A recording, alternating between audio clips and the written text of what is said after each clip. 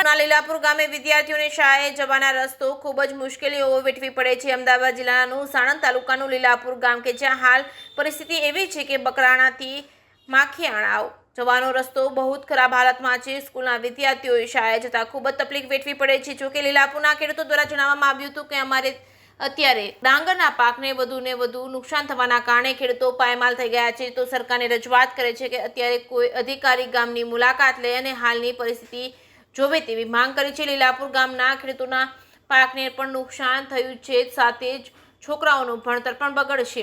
હજુ સુધી સાણંદ તાલુકાના કોઈ અધિકારી લીલાપુરની મુલાકાતે પણ નથી આવ્યા। શું લીલાપુર ગામની માંગ ગુજરાત સરકાર સુધી પહોંચશે ખરી? જે કેસની ગુજરાતી સાથે અફઝલ ખાન પઠાણ સાથે બહેલોલ મલેક, સાણંદ।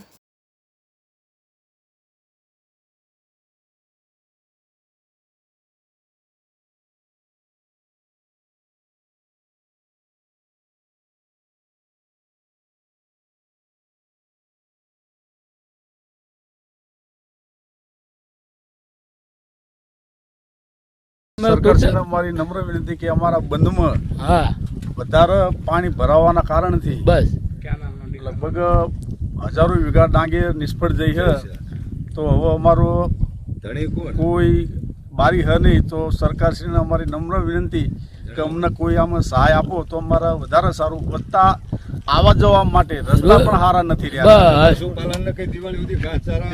સરકારશ્રીને અમારી નમ્ર વિનંતી કે કોઈ અમારો કઈ રસ્તો નીકળે એવું કરો સાહેબ। લીલાપુર ને ધોલાપુરનો રસ્તો અત્યારે હાલમાં જાય એવું પોઝિશન છે જ ને, હાલીને પણ નહીં જઈ શકાય।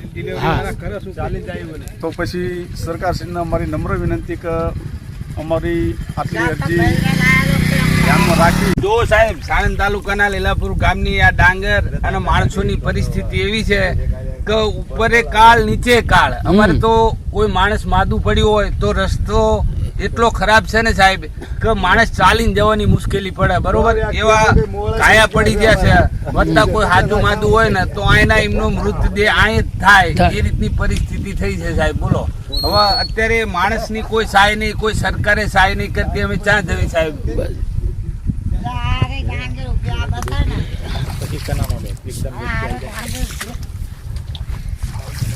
જો આ ખેડૂતો બધા ઉભા છે, થોડી પણ સરકાર અમારી ઉપર થોડી ઘણી રહેમ લાવીને એમને કંઈક પાક ધિરાણનું નિષ્ફળ આપો।